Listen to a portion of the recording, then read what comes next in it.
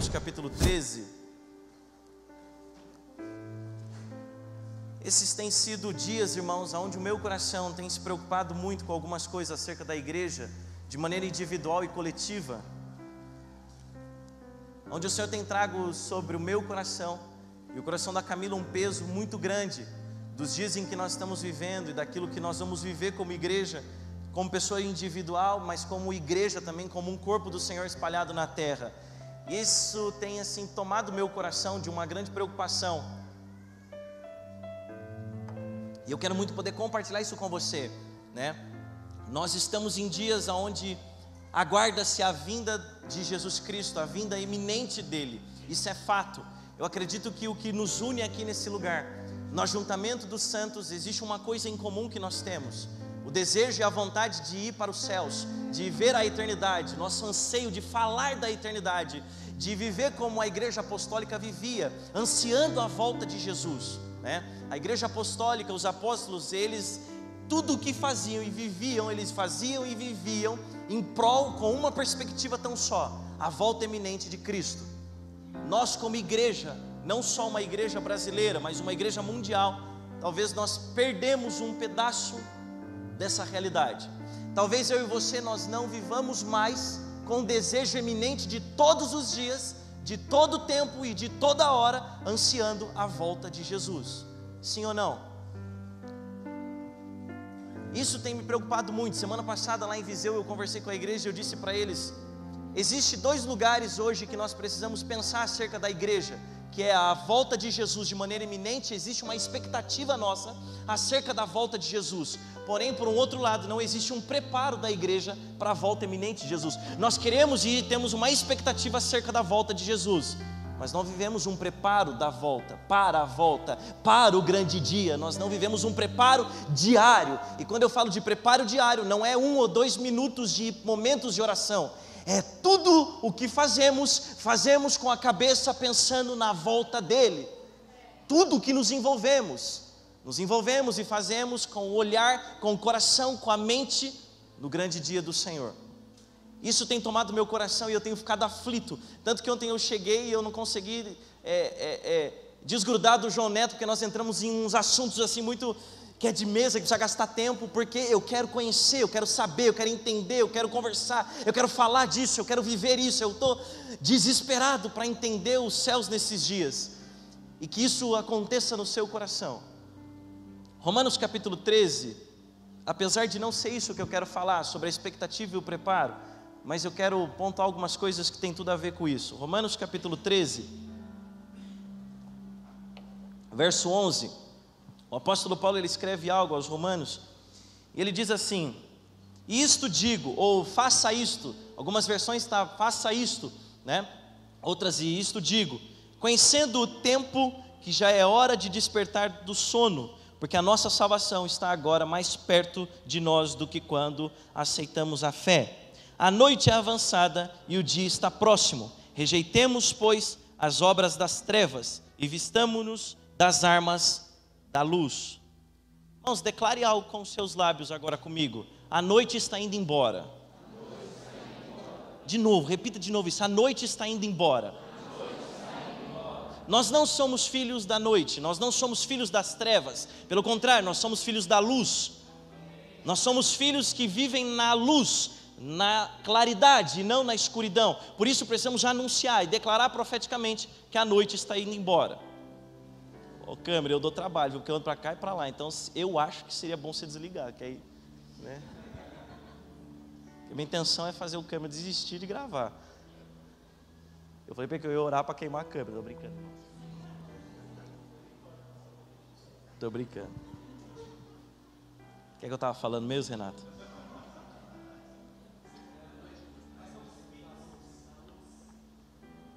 Isso. Eu tentei anotar algumas coisas que foi durante a madrugada, então eu estava ainda meio sonolento, mas eu quero que você entenda algumas coisas aqui. Quando Paulo fala assim no verso 11, isto digo, ou faça isto, ele está se referindo ao que ele vem fazendo o que Deus vem fazendo nesse capítulo inteiro, até chegar no verso 11, tudo o que Deus foi fazendo aqui, né? Submissão às autoridades, o amor mútuo, a vigilância, a pureza, tudo que Jesus estava fazendo, o que Deus estava fazendo com a igreja, com aqueles homens aqui. Paulo agora no verso 11, ele aponta e diz, e isto digo, conheçamos o tempo, que já é hora de despertarmos do sono. Irmãos, nós vemos em dias, como a volta de Jesus ela é iminente, de nós entendemos algo. Precisamos conhecer os tempos em que nós estamos vivendo. Conhecer os tempos e as estações vai definir muita coisa acerca da sua vida hoje, nesses dias. No que você vai viver no futuro, no que você vai viver amanhã, no que você vai viver para a volta de Jesus. Então a primeira coisa que nós precisamos entender é que Deus continua fazendo o que Ele já vem fazendo há anos, há séculos, Ele não vai parar. Mas você e eu precisamos entender os tempos. Talvez se a gente parasse para conversar um pouco, você conversasse com os pastores dessa casa, e essa pergunta fosse feita para você: você entende o tempo que você está vivendo? Você entende as estações que você está vivendo? Você discerne os tempos e as estações que a sua casa está vivendo nesses dias? Um dos maiores erros da igreja brasileira, da igreja mundial, de fato é esse: não discernir os tempos e as estações, e viver como os pássaros vivem, como se nada tivesse acontecendo. Ou a gente vê as coisas acontecendo mundialmente e a gente não discerne os tempos e as estações, e aí depois nós vamos ser pegos de surpresa. É por isso que no verso 11 ele continua e diz: despertamos do sono. Essa é a segunda coisa que nós precisamos entender. A primeira coisa é conhecer os tempos. Irmãos, já não é mais tempo da igreja só vir para o culto de domingo. Não é mais tempo de nós vestirmos só uma roupa de crente. É tempo de você, como indivíduo, entender o tempo que você está vivendo, as estações que você está enfrentando, mas não só de maneira individual, mas coletiva também, com a comunidade que você vive. Porque senão nós vamos ser um povo passivo, que vê as coisas acontecendo e simplesmente nós nem sentimos a dor do que está acontecendo. Simplesmente ouvimos, vemos e está tudo normal. Amanhecemos no dia seguinte, começamos a caminhar como se nada tivesse acontecendo. A igreja continua num sono. É por isso que Paulo ele diz que já é hora de despertarmos do sono, porque a nossa salvação até agora está mais perto do que nós quando aceitamos a nossa fé.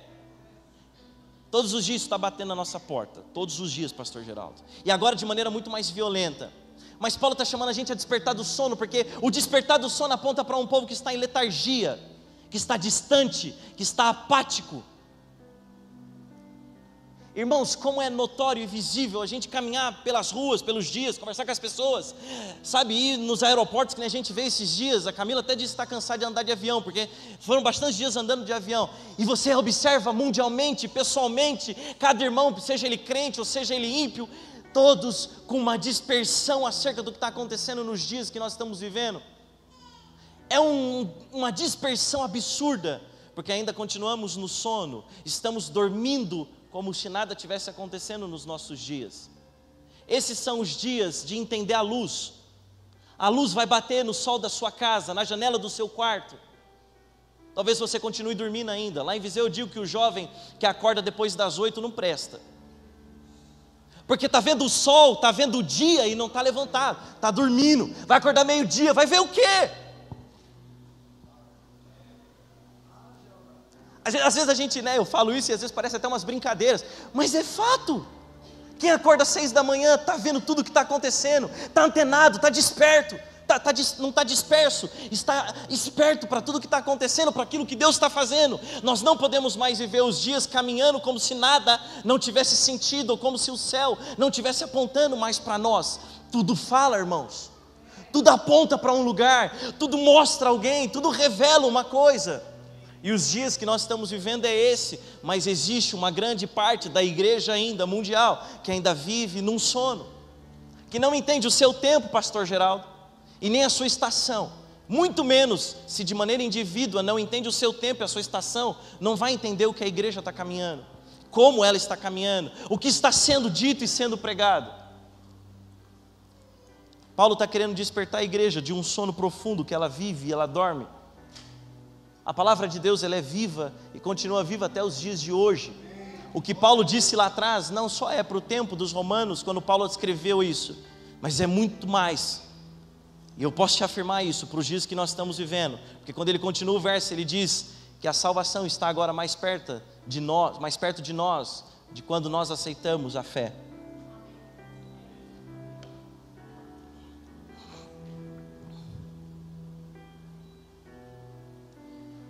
Nesses dias Deus, Ele quer abrir os nossos olhos, para a gente entender e corresponder à demanda do céu. Não é só nos despertar do sono para a gente entender o que Deus está fazendo, mas é para que a gente consiga corresponder com a demanda dos céus. O Senhor quer abrir os seus olhos, o Senhor quer abrir os meus olhos para tudo o que está acontecendo. Esses dias eu chamei a Camila lá em casa, as crianças, e eu disse para eles: eu chego num lugar. Eu disse para o Enzo, que tem 15 anos já, para o Joseph, que tem 12 anos, e para a Chloe, que está com 6 anos, eu disse para eles e disse para a Camila: eu chego hoje num lugar onde eu junto vocês aqui dentro da minha casa, eu olho para vocês e eu falo: eu acho que dá para a gente ir muito mais além. Não dá para ser só agora um pastorzinho de uma igreja. Chegou a hora da gente ir mais além. Nós precisamos entender o que está acontecendo. Há necessidade muito violenta lá fora.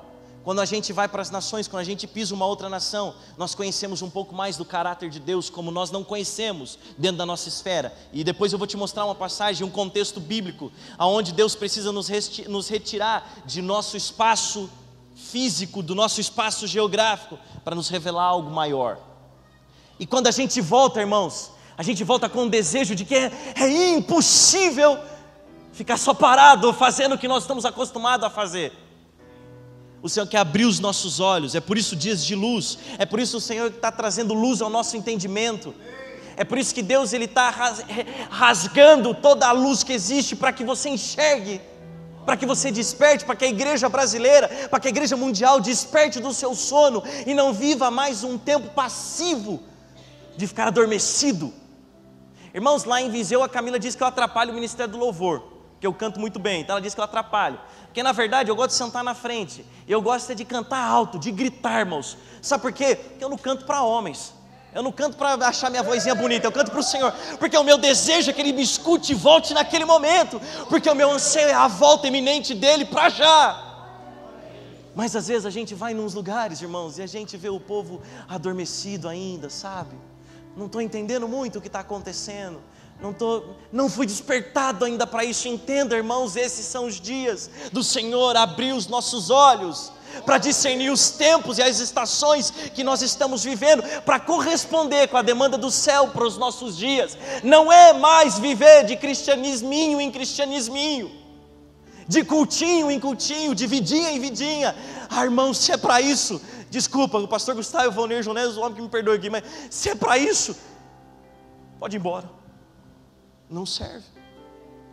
Sabe por que não serve, irmãos? Porque o Senhor está assim sobre os olhos na terra, procurando os seus filhos, espertos, atentos, antenados com o que está acontecendo. Cadê o meu povo pronto para a minha vinda? Cadê o povo se armando, se preparando para o grande dia? Porque existe a expectativa, mas se não houver o preparo, a expectativa vai só ficar e nós só vamos dar tchau. É dias do Senhor abrir os nossos olhos para aquilo que está acontecendo. O Senhor precisa despertar o nosso espírito. Abre aí Ageu capítulo 1. Ageu está bem ali, está entre Gênesis e Apocalipse. Irmãos, deixa eu derrubar uma coisa que foi dita aqui antes de eu pegar o microfone. Eu não sou o irmão mais velho do João Neto, é ele que é meu irmão mais velho, tá? Do que ele disse do Geraldo eu concordo, mas dessa parte eu preciso discordar.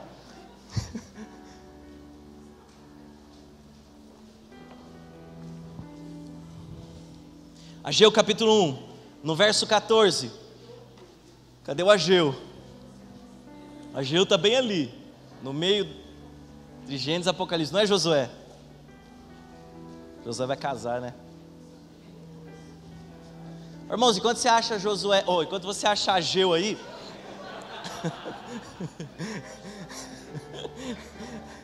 enquanto você acha Ageu aí, em fevereiro nós vamos ter o Jesus the Fire lá de inverno, a conferência Jesus the Fire que nós temos no inverno. Então se prepara aí para ir, amém? Se programa aí, quem quer dá um jeito, né? Quem não quer dá desculpa. Então não tem desculpa não, irmão, vai para lá. Amontoa todo mundo lá no chão da igreja, no quarto da minha casa, não tem problema não. Ageu capítulo 1, no verso 14.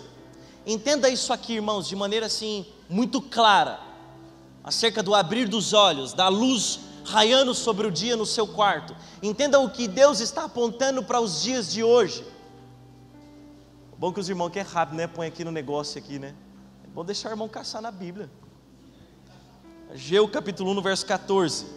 E o Senhor suscitou o espírito de Zorobabel, filho de Sealtiel, governador de Judá, e o espírito de Josué, filho de Josadaque, sumo sacerdote, e o espírito de todo o restante do povo, e eles vieram e fizeram a obra na casa do Senhor dos exércitos, seu Deus.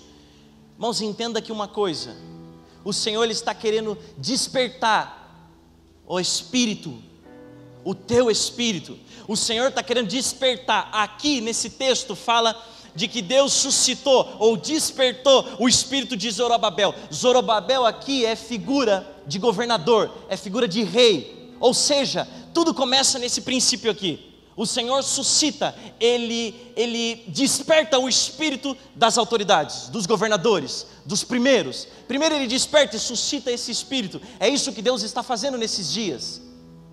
Depois Ele aponta para Josué e Ele desperta o espírito de Josué. Josué aponta para uma classe sacerdotal agora.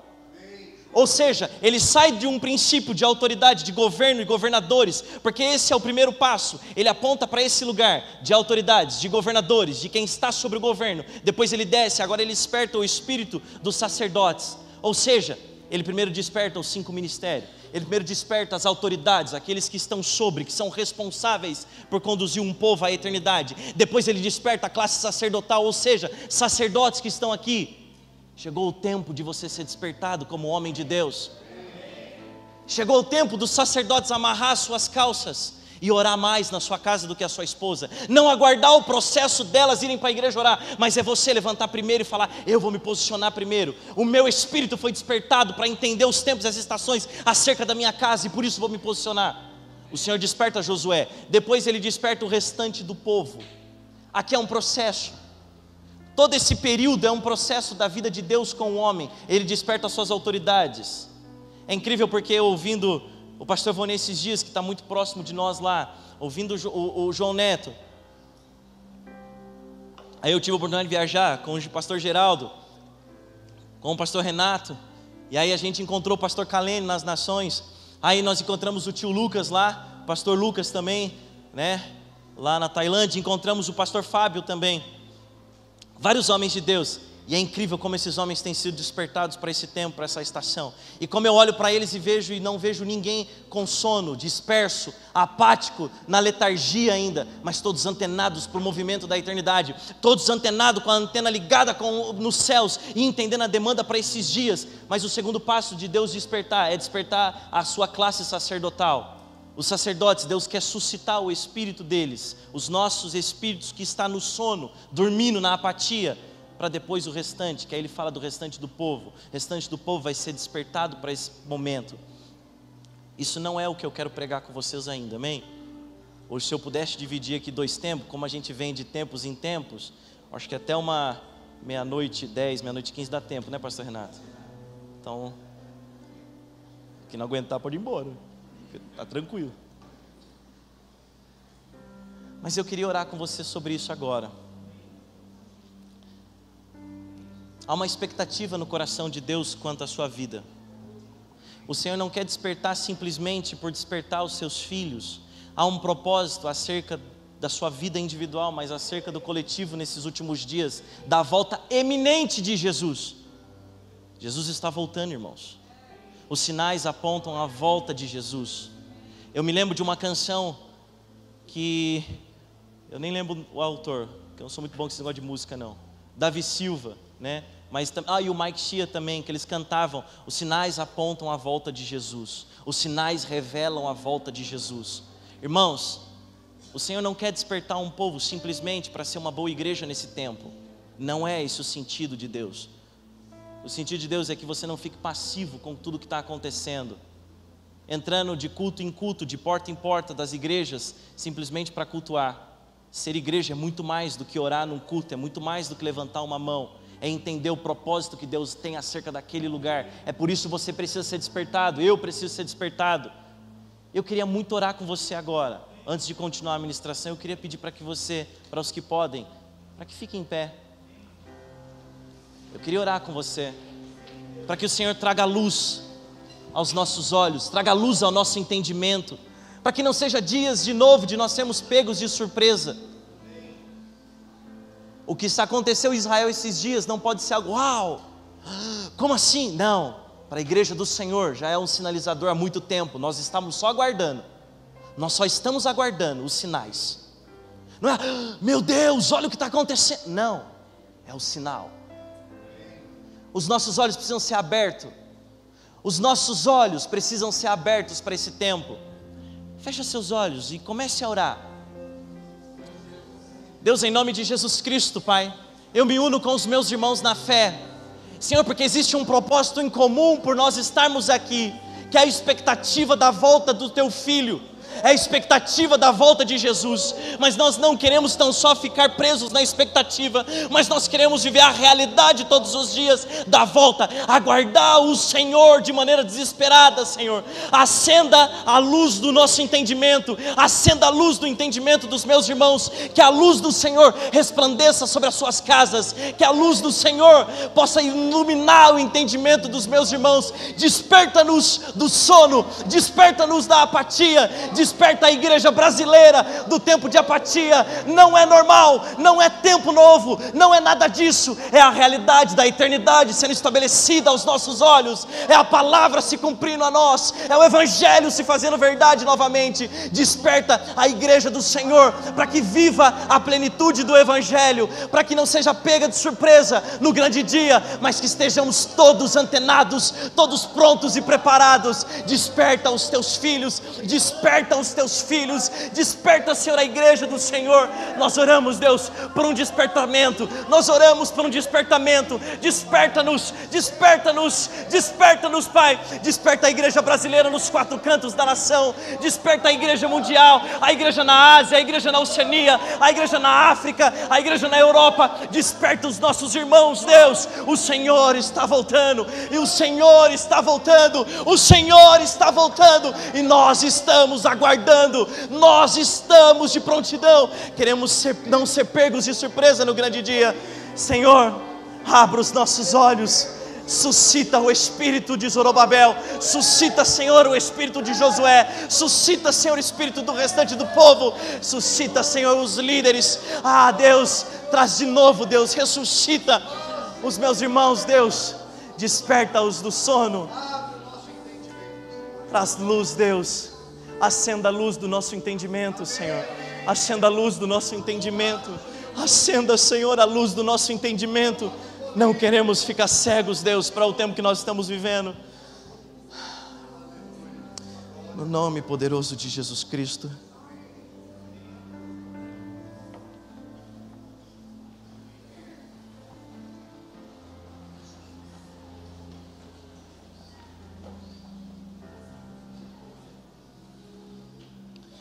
Irmão, se quiser sentar, tá tranquilo, pode ir.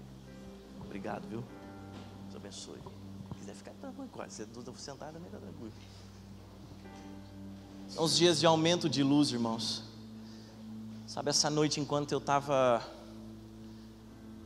não é pelo fuso horário, é por isso que a gente precisa discernir os tempos e tudo que acontece. Não foi o fuso horário que me fez acordar às 4 da manhã, foi o Senhor que me chamou às 4 da manhã. O fuso horário é uma consequência pelo fato de sair de um lugar para o outro, mas esse não é o propósito final do Senhor. E o Senhor na madrugada ele falava isso para mim: aumento de luz, aumento de luz. Quando a gente acorda, irmãos, a primeira coisa que nós fazemos é abrir os olhos. É a primeira coisa que a gente faz. É por isso que nós precisamos de ser despertados do sono, porque talvez os nossos olhos estão cegados, fechados para aquilo que Deus quer fazer. O aumento de luz está crescendo. É como descortinar uma casa. A luz ela amanhece na sua casa, mas a cortina impede ela de entrar dentro do seu lar. É literalmente esse o contexto. É descortinar para que a luz invada, para que a luz traga o entendimento, para que você não só ouça, mas que você ouça e compreenda, porque quando eu escuto e compreendo, eu vejo o que Ele está fazendo. E por ver, é a parábola do semeador, por ver a produção e frutificação. 3 terras o Senhor aponta, e nas 3 terras só ouviram a palavra. Na 4ª terra a expressão de Jesus é: estes ouviram e compreenderam. E porque ouviram e compreenderam, agora podem ver o propósito eterno que eu tenho. E por ver, agora eles dão produção e frutificação, a 30, 60 e a 100 por 1. Quando a luz do sol, ela amanhece, ela ilumina a nossa casa, nós precisamos descortinar, abrir os nossos olhos, para entender o que o Senhor quer. Esses são os dias de preparar a casa. Casa no hebraico significa Bet. Para os mais enjoados que falam melhor o grego e o hebraico, Bet, né? Mas eu sou da favela, então é Bet. E há 3 conotações acerca de casa quando as escrituras ela nos aponta sobre o Bet. Primeira conotação que ela aponta é sobre nós. Eu sou casa, eu sou a habitação do Senhor. Diz isso sobre você mesmo: eu sou a casa, eu sou a habitação do Senhor. A segunda conotação que as escrituras nos dá acerca do Bet, ou a casa, é o nosso lar, a nossa família. Ou seja, o seu lar, a sua família, é a casa da habitação do Senhor. Por isso são dias de preparar a casa. A terceira conotação de casa nas escrituras, ou a referência de casa do Bet nas escrituras, é a comunidade de fé, é a igreja que nós congregamos. Há uma expressão que eu gosto muito da nossa tribo como igreja, assim por dizer, pela bandeira que nós temos, não favorecendo a nomenclatura da bandeira, mas favorecendo a tribo, que é a ideia de sermos casa, de sermos uma família. Por onde a gente passa, seja no Nordeste, seja em Portugal, agora lá em Leão com Elias, seja aqui, qualquer lugar, a ideia sempre é família, a ideia sempre é casa, sempre aponta para uma figura sacerdotal, e a figura sacerdotal conduzindo a sua casa, envolvendo os seus filhos, e depois a comunidade cresce, a família cresce, os grupos familiares. Então a casa, de colocar em ordem, a casa que Deus precisa nesses dias, trazer um alinhamento e trazer ordem, aponta para esses 3 níveis de casa que nós estamos vivendo. Eu queria muito que você guardasse isso, porque são 3 lugares que o Senhor nesses dias vai atingir na sua vida. É a casa, que é você como habitação, é o seu lar, que é a sua família, mas também é a comunidade de fé, que você hoje faz parte. Como eu já disse aqui, antes da gente orar, nós não podemos mais ser pegos de calça curta, irmãos, né? Irmão Carlos, o senhor conhece a expressão, né? Pegos de calça curta. Nós já fomos muito pegos de calça curta, irmãos, pela falta do cuidado com o alinhamento, com a falta do preparo acerca do que nós vamos viver no futuro. Nós precisamos nos preparar para o que vai acontecer amanhã, para os dias futuros. Por isso Deus precisa que você esteja de antena para aquilo que Ele está fazendo. Prepare a sua casa, esteja pronto para trazer um alinhamento, uma ordem. Eu até anotei algumas coisas que eu coloquei: preparar a casa, precisamos nos alinhar, colocar em ordem muitas coisas, irmãos. Isso foi o que Deus me trouxe luz para mim hoje nessa madrugada, sabe? Eu ia pregar outra coisa, até falei com a Camila ontem, mas Jesus falou para mim: eu preciso trazer luz a muita coisa, porque há muita casa, há muita família, e há uma comunidade de fé que precisa viver um alinhamento. É um check-up geral, é assim que fala, né? Check-up, que negócio que faz, quando você vai fazer exame, precisa ver tudo. Nós precisamos fazer um check-up geral hoje, irmãos. Um alinhamento geral daquilo que nós estamos vivendo. Preparar a nossa casa, porque quem disse que o Senhor não pode voltar essa noite? Quem te disse que Ele não pode voltar agora? O Senhor falou: Roger, eu preciso abrir a cortina da vida de muitos. Eu preciso cortinar o que está acontecendo e trazer luz para dentro, para colocar em ordem, para colocar em alinhamento, porque são dias de alinhamento, de conserto, de ajuste. Talvez você como indivíduo, talvez você como família, talvez você na comunidade que você vive.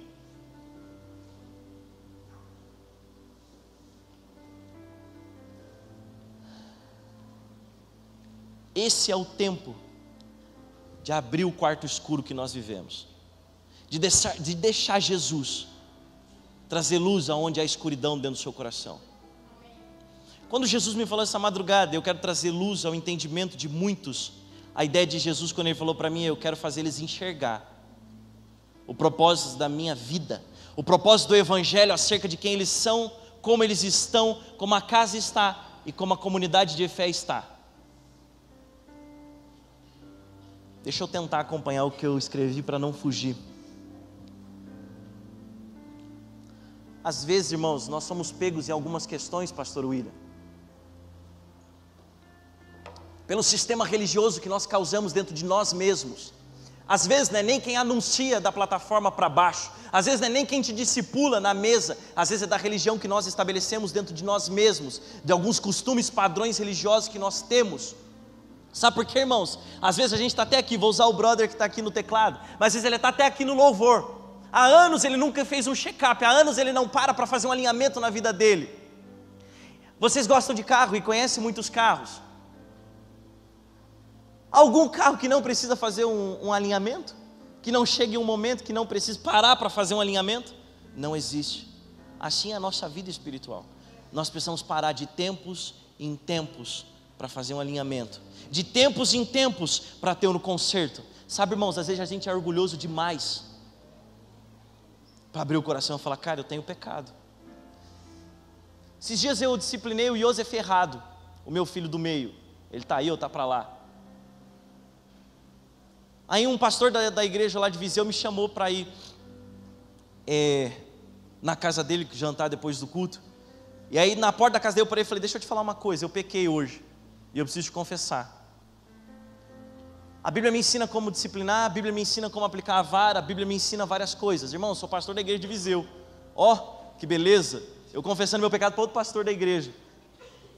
Eu falei para ele, eu errei hoje, eu pequei, cara, e eu preciso confessar isso. Eu já falei para a Camila, mas eu preciso falar para você como homem de Deus. Eu pequei hoje porque eu apliquei a vara no meu filho de maneira correta, mas como eu fiz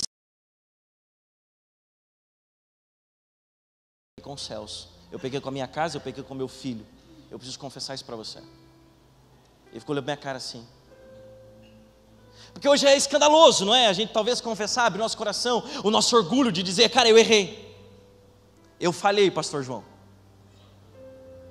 Eu desviei hoje porque talvez eu falei mal com a minha esposa, ou porque eu tratei mal os que estão comigo, ou porque eu fiz algo. Talvez a gente tenha um orgulho tão grande, irmãos, que a gente esquece, porque nós estamos em funcionamento no ministério, porque nós estamos em funcionamento na igreja, porque a gente limpa a igreja bem, porque nós estamos diariamente fazendo, porque nós estamos conduzindo, porque nós estamos pregando, porque tem culto de quarto, porque tem grupo familiar. A gente não para fazer um check-up geral, nós não paramos para fazer um alinhamento. Sabe o que vai acontecer, irmãos? Pelo menos em Portugal acontece isso. No dia da inspeção é reprovado o carro. Se eu não paro para fazer um check-up, eu já tive muitos carros reprovados. Deixa eu aparecer o assunto depois. Eu sei do que é disso, né, amor? Eu sou ruim com esse negócio, Vitor Paulo, de ficar parando o carro para fazer check-up. Mas a última vez que o carro bateu o motor, Deus falou isso comigo. Assim está o estado de muita gente. Não para de tempo em tempo para fazer uma análise, para fazer um alinhamento, para trazer um conserto acerca do que está vivendo. Vai deixando, vai levando, vai conduzindo, mas uma hora vai fundir o motor, meu irmão. Uma hora vai parar geral, acabou. Agora é vender para peças. Alô? Alô? Talvez há tempos a gente não para fazer um conserto. Talvez há tempos você não para tratar a sua vida de fato como ela precisa ser tratada, trazer um alinhamento, trazer um conserto, deixar a luz entrar e te fazer enxergar coisas, porque a ideia de Cristo trazer a luz não é te trazer uma condenação, não é te expor a algo no ridículo, mas é para te confrontar acerca de uma transformação, é te trazer para um conserto, é te trazer para um alinhamento, para que você viva o que está no futuro, que é a volta de Cristo. Alô? É os dias de preparar a casa, de alinhar e de consertar aquilo que precisa ser consertado. Abre aí Abacuque capítulo 2, agora ficou mais fácil que você estava logo em Ageu ali, volta só um cadinho. Igual o goiano fala, né? Um cadinho. Eu não sou goiano, mas vivi uns anos aqui. Acabei me tornando meio goiano, né? Algumas expressões. Abacuque capítulo 2, no verso 1.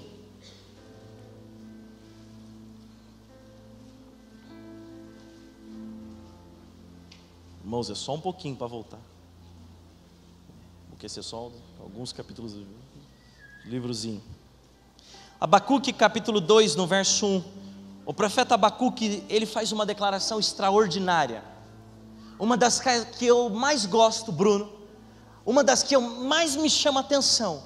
Uma das que mais me coloca de olhos arregalados quase todos os dias. Quando ele diz aqui, no verso 1: sobre a minha guarda estarei, e sobre a fortaleza me apresentarei e vigiarei. Para quê, irmãos? Para ver o que falará a mim, e o que eu responderei quando eu for repreendido. Deixa eu te trazer algo aqui. A primeira coisa que você precisa fazer nesses dias, que nós precisamos fazer nesses dias, é nos posicionar para ver. Sabe, irmãos, às vezes a gente quer ver. Nós queremos ver, pastor Márcio, o que vai acontecer, mas nós não queremos nos posicionar. A primeira coisa que Abacuque declara aqui no verso 1 é: primeiro eu me posicionarei sobre a minha guarda, sobre a minha fortaleza, para aí sim ver o que vai acontecer, ver o que ele vai falar a mim. Irmãos, tem muita gente que se prepara para ver, mas não se prepara para se posicionar. O posicionamento nosso requer um preparo, requer uma vida, uma santificação, um processo de morte da sua própria vida, um processo de renúncia acerca daquilo que você pensa, daquilo que você acha, para aquilo que o Evangelho diz. Há muita gente que entra em conflito com o que as Escrituras diz, com o que o Evangelho diz, com o que você pensa e com o que você acha. Mas aqui Abacuque declara, meu irmão, se posiciona primeiro sobre a sua guarda, e sobre a fortaleza me apresentarei e vigiarei, para ver o que falará a mim. Não temos como ver o que ele vai falar, sem antes haver um posicionamento. É por isso dias de preparo, porque muita gente quer ver o Cristo, mas não quer se posicionar acerca dele. Irmãos, só eu e você sabemos dos pecados que nós carregamos, das impurezas que nós temos. Só eu e você sabe. Só você sabe de você mesmo, daquilo que nós carregamos de sujeiras dentro de nós. Ontem eu estava dizendo na mesa com o João Neto, com alguns irmãos que estavam lá.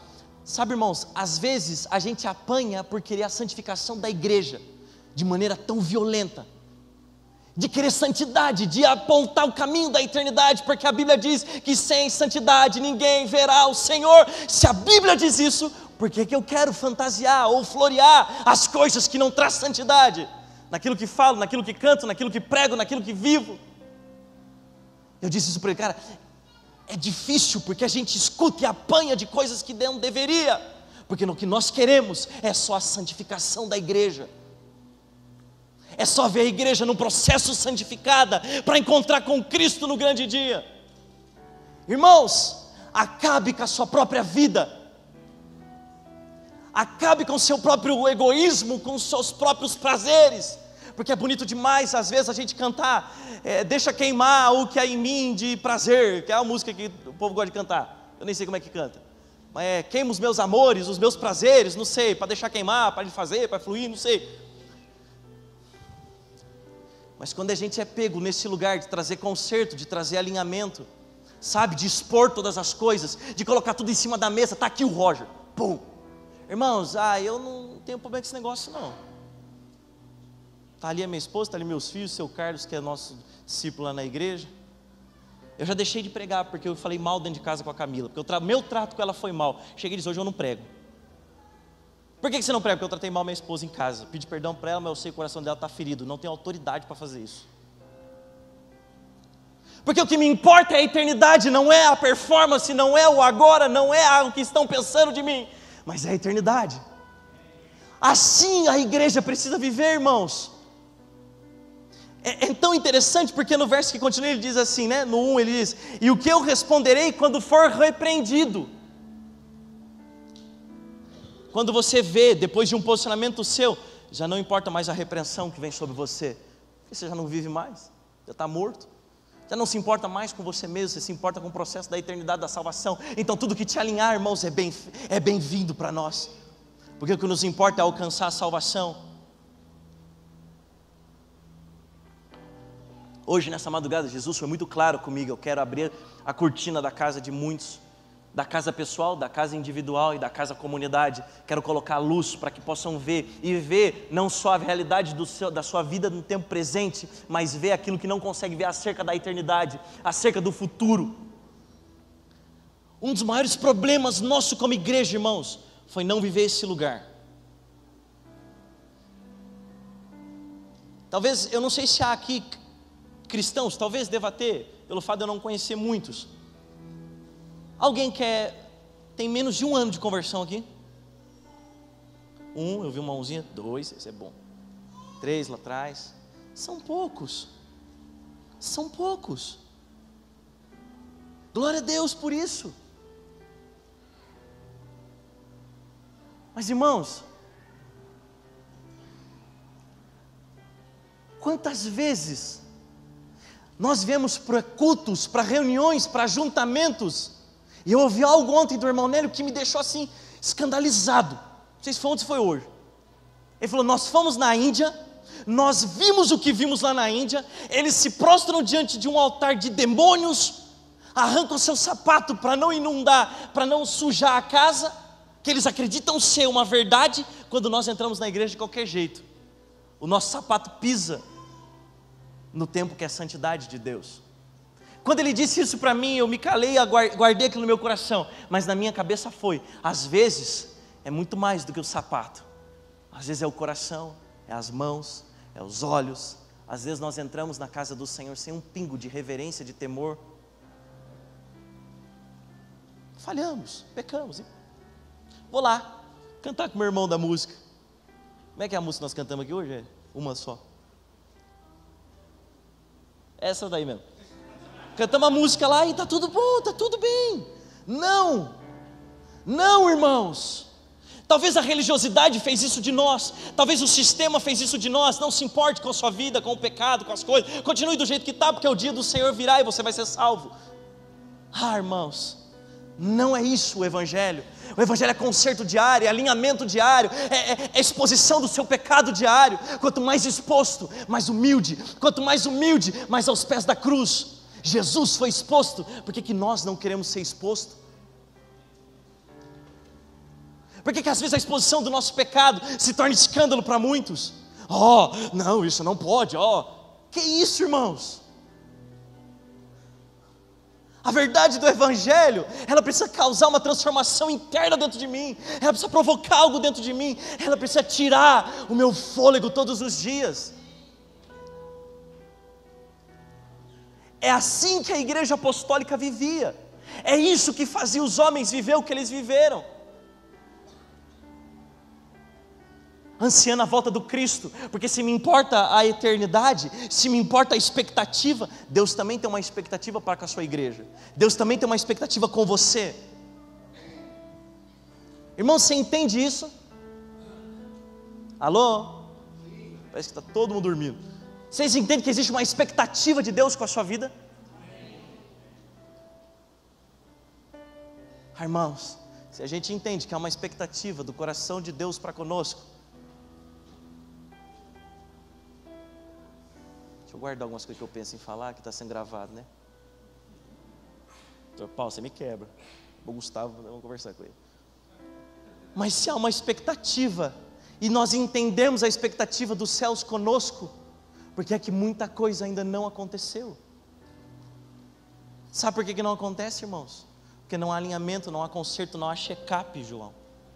Geral todos os dias. Alinhamento todos os dias, que te traga inconformidade com a sua vida, que te traga uma inconformidade com aquilo que você vive.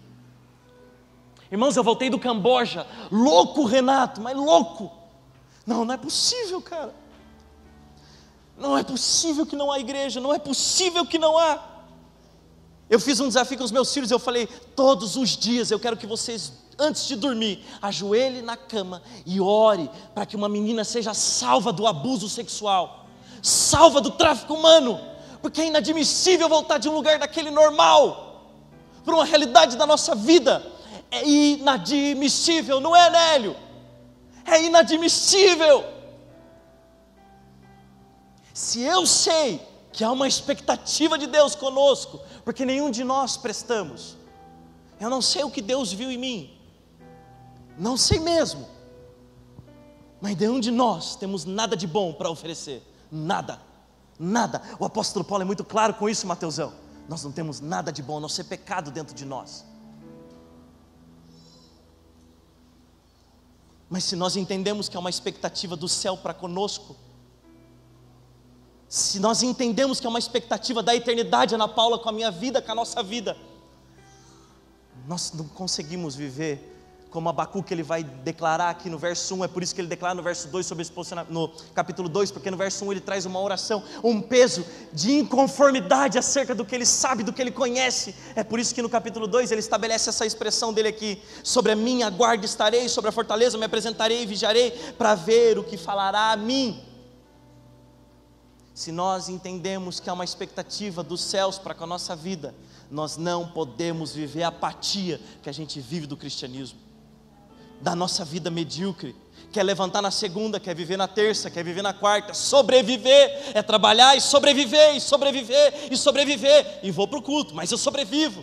Eu vou para o culto e sobrevivo. Não, pastor Márcio, é muito mais do que isso. É muito mais do que isso. Eu lembro daquelas aulas de história de missões. Isso, irmãos, é muito mais o evangelho. Não pode ser o culto do domingo. Não pode ser, irmãos. É por isso que a igreja, quando a gente fala da volta de Jesus, há algumas coisas que me colocam a temor, Alejandro. E às vezes eu até que fico querendo retardar a volta de Jesus, porque às vezes a gente vê que não tem gente que não vai ser salvo. Mas eu não estou falando do mundo que não foi anunciado o evangelho. Eu estou falando talvez do nosso povo, da nossa gente, cara. Porque estamos dormindo, porque há um povo passivo ainda que está tudo bem. Usar uma expressão nossa, brasileira, que em Portugal é meio difícil de usar essa expressão. O pau às vezes está quebrando, e a gente está tudo bem. Ainda não chegou a bomba na minha casa, então está tudo bem. O míssil que passou não foi por cima da minha cabeça, então está tudo bem. Está tudo beleza, é só notícia do comunismo, é só notícia da esquerda, é só notícia da televisão maldita. É só notícia de lá ainda, está tudo beleza. Não, não pode ser, irmãos.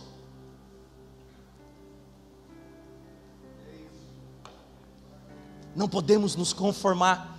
Existem 3 tipos de cego. Deixa eu falar isso aqui para você. Antes de eu falar dos 3 tipos de cego, deixa eu te dar 2 exemplos de cegos na Bíblia.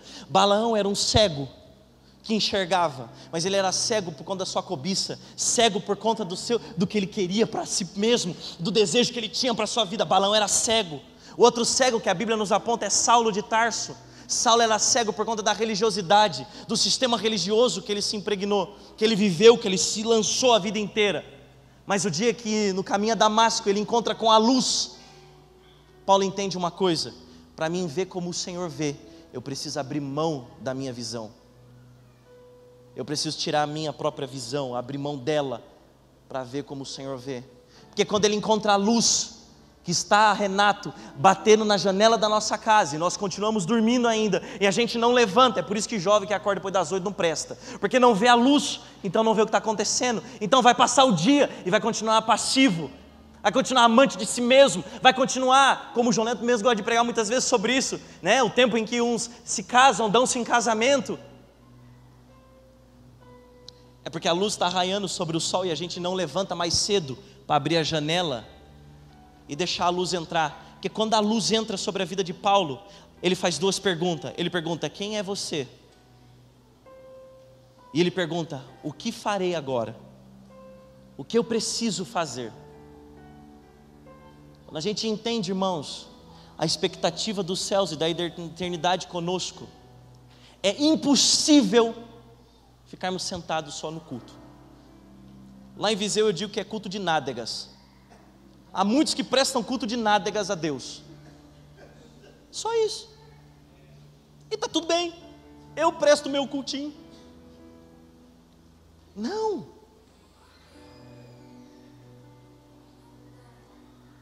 Irmãos, Paulo, quando ele passa a entender que não é mais pelo que ele enxerga, ele fala: eu preciso abrir mão da minha visão para enxergar o que Deus enxerga, para enxergar o que Jesus enxerga, porque ele pergunta: quem é você? E a segunda pergunta é: o que eu preciso fazer?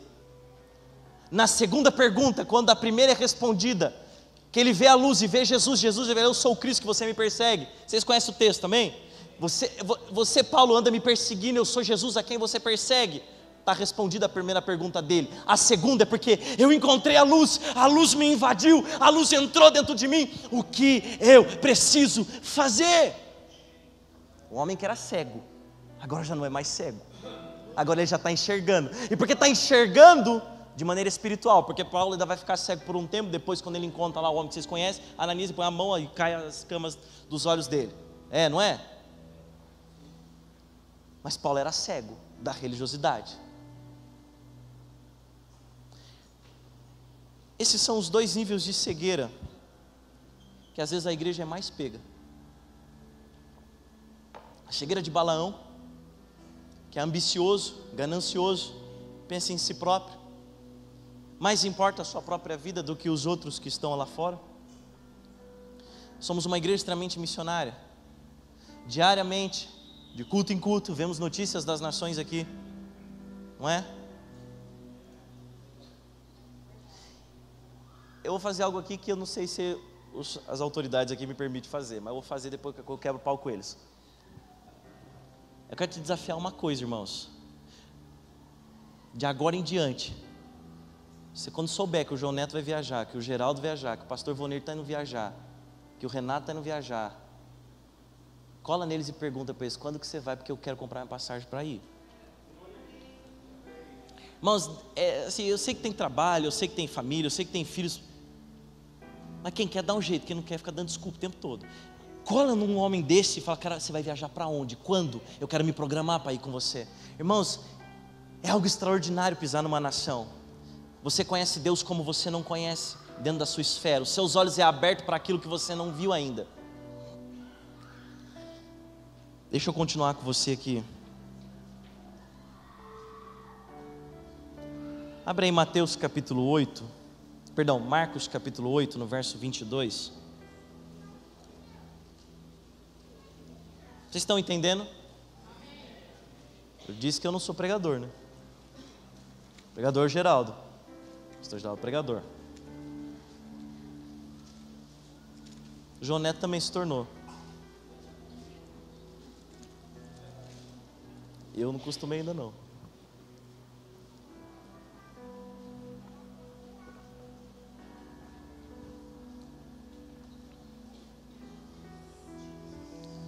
Eu quero ler essa passagem com você, guarda aí, já que os irmãos são mais rápidos que nós, né, que já põem lá, então você já viu qual é a passagem. Mas deixa eu te apontar aqui hoje, eu anotei isso aqui, eu acabei esquecendo de falar com você, mas eu acho importante eu retomar isso aqui. Também porque tem a ver com esse contexto de Marcos capítulo 8. Hoje existem 3 tipos de cegos que nós vemos dentro do contexto igreja, casa, comunidade que você vive. Às vezes você, dentro do seu contexto familiar, pessoal, individual, talvez você seja um desses. Existe o cego de nascença, amém? Esse é o primeiro cego que caminha no meio de nós, é o cego de nascença. O segundo cego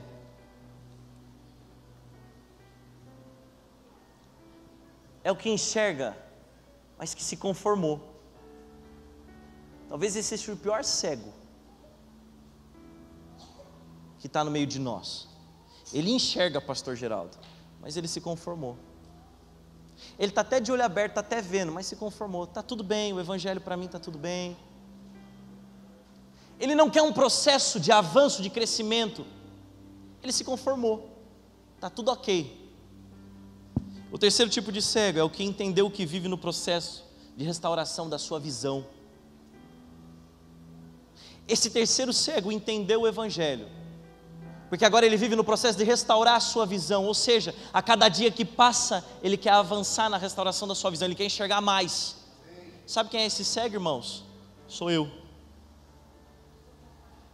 Às vezes a gente é cego para muita coisa, Mas o processo é que eu quero enxergar mais um pouco do que eu enxerguei agora. Sabe, pastor Geraldo, o que nós enxergamos agora não é mais o suficiente. Eu quero avançar, então abra os meus olhos para que eu possa ver, abra o meu entendimento para que eu possa ver. É por isso que eu gosto de sentar com homens e gastar horas sentado numa mesa. Ontem nós estávamos cansados da viagem, muito cansados.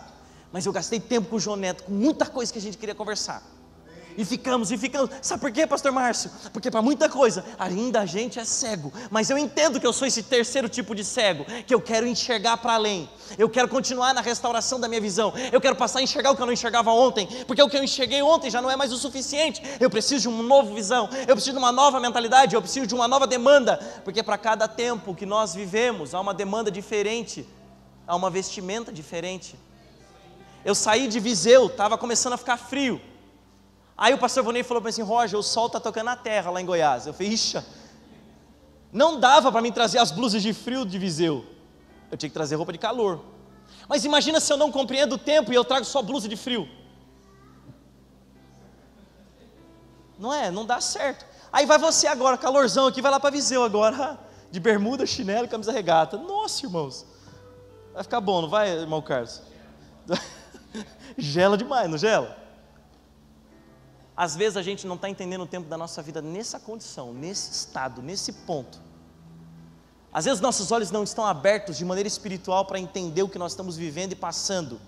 E aí nós no verão estamos vestindo roupa do inverno, e no inverno nós estamos vestindo roupa do verão.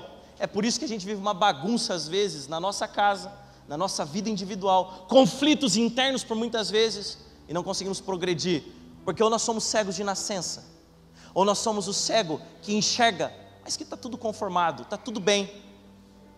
Ou nós somos o terceiro cego, que entende que quando Cristo chegou na nossa vida, Ele botou a mão nas nossas escamas, ela caiu, mas a qualquer segundo eu posso ficar cego de novo.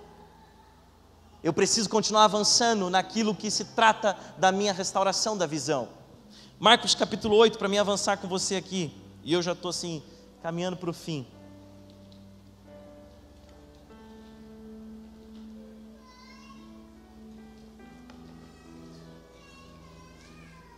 Verso 22.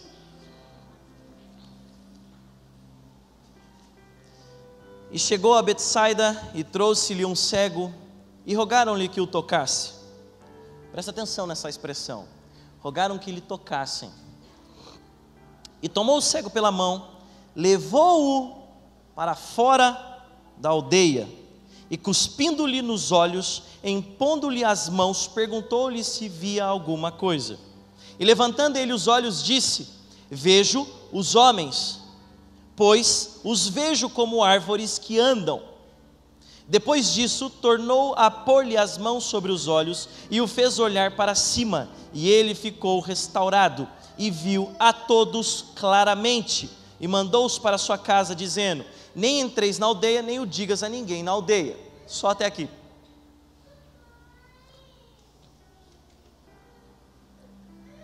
Aqui acontece um processo muito curioso, por isso é um processo.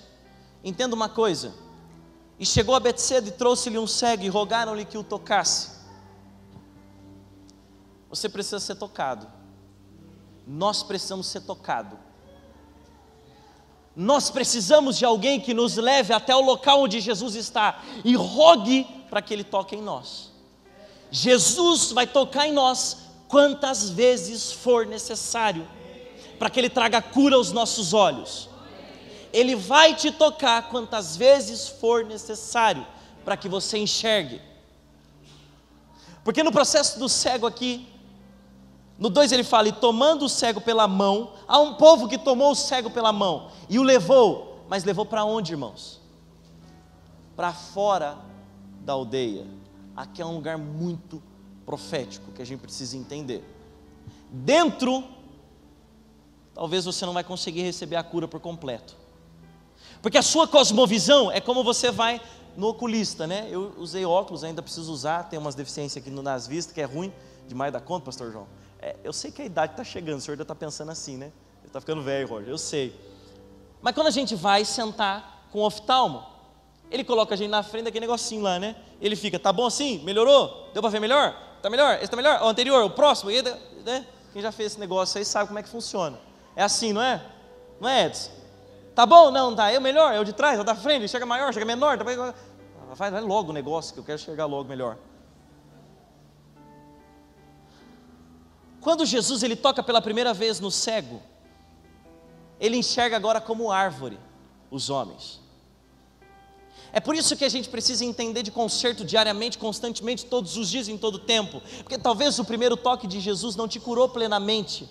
Talvez ainda você esteja enxergando, mas ainda embaçado, vendo ainda como árvores algumas coisas. É por isso que eu disse que Jesus ele vai tocar em nós quantas vezes for necessário, para que a gente passe a ter uma visão clara, enxergue nitidamente, que é o que vai dizer aqui, ó.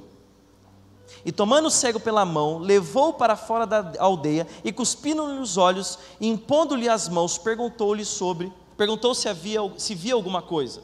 E levantando ele os olhos, disse: vejo os homens, pois os vejo como árvores que andam. Depois disso, tornou a pôr-lhe as mãos sobre os olhos, e o fez olhar para cima, e ele ficou restaurado, e viu a todos claramente. Irmãos, a coisa mais interessante desse contexto é que literalmente aqueles homens arrancaram aquele cego do meio da aldeia, para que ele pudesse ver claramente. É por isso que às vezes, é por isso que eu disse para você e te desafiei a ver um desses homens que ficam viajando direto para ir para as nações. Se quiser ir lá para Portugal também, pode ir, fica à vontade. Você às vezes precisa sair da sua aldeia, do seu local, para você enxergar claramente. Que às vezes você está até vendo, mas vendo como árvores, não vendo claramente ainda. O que é mais curioso desse texto: levaram para fora da aldeia, retiraram do ambiente de conformidade, retirou-o do espaço onde estava tudo bem, estava tudo confortável para ele. Tira ele de fora da aldeia. Sabe por quê? Porque ainda o que eu ouço ainda é muito conhecido, ainda o que eu sinto, eu já sei por onde eu ando, eu sei onde toco, eu sei o que eu estou fazendo, eu sei aonde sento. Né? Tem irmãos que sentam o mesmo culto, na mesma cadeira, a semana toda, todo domingo, aquele negócio todo, não é? Ó as risadinhas aí, ó. Tá tudo beleza, eu já sei, eu até ando de olho fechado lá, ó, cheguei no meu lugar. Estou vendo claramente, estou ouvindo Gustavo pregar, o João Neto, Geraldo, pastor João, está tudo beleza. Não, irmãos, às vezes a gente está vendo que nem árvore, e está achando que está enxergando como claramente Deus quer que a gente enxergue. Alô? É sair do espaço de conformidade, do lugar que está tudo bem, e ser levado para fora da aldeia, para que você seja de fato colocado em risco. Se eu pisar aqui, será que vai dar certo? Irmãos, quando eu fui para Portugal, o pastor Vônio falou nada para mim. Pelo contrário, cheguei dia 2 de janeiro aqui, falei para ele: pastor, está tudo feito, o senhor pediu 6 meses para a gente fazer agora, tá beleza? Ele falou: está tudo ok? Está tudo ok. Os parceiros estão com você? Eu falei: tá. Ele falou: então peraí, me dá seu CPF. Dei meu CPF, ele buscou uma passagem, fez assim no botão, pim, olhou para mim e falou: está aqui comprada a passagem, dia 4 de dezembro você vai viajar.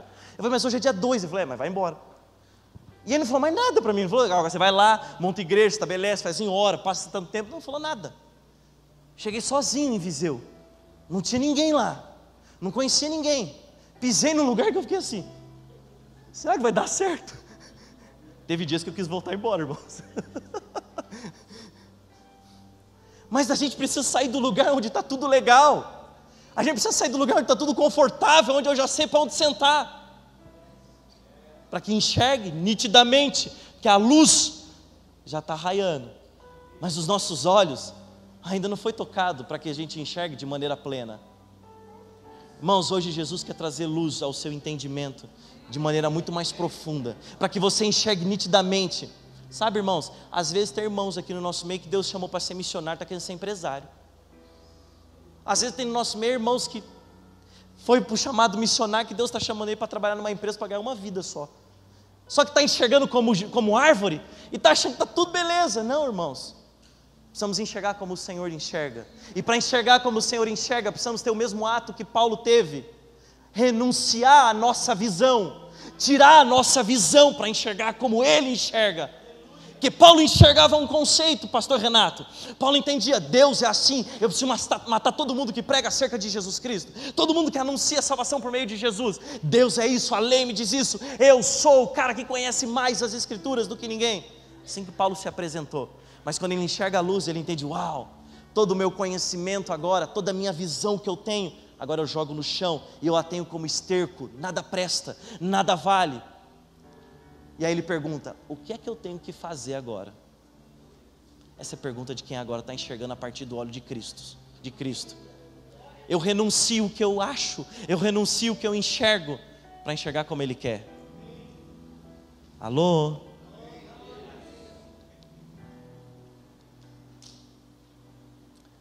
Precisamos enxergar o que Deus enxerga para entender a demanda dEle para esse tempo. Pastor Geraldo, se a gente não enxergar como o Senhor enxerga, nós vamos cansar de pregar, nós vamos cansar de anunciar, nós não vamos parar de dizer, mas tem muita gente que não vai entender a demanda dos céus para esse tempo. Irmãos, isso é doloroso para nós. A gente pastoreia uma igreja em Viseu, está aqui o irmão Carlos, que vê às vezes a gente dando, porque a gente vê o povo ainda parado, vê paralisado, não vê caminhando, porque está na sua visão, não está enxergando como o Senhor quer, enxerga, mas está enxergando como árvores, e não vê nitidamente. O Senhor precisa tocar em nós, irmãos, e Ele vai tocar, pastora Divina, quantas vezes for necessário para que a gente enxergue. Ele vai tocar, Ele vai tocar, Ele vai tocar, irmãos, quantas vezes for necessário para que a gente enxergue de maneira clara, nítida, transparente, que a gente tenha os mesmos olhos de Jesus. Ele vai tocar em nós.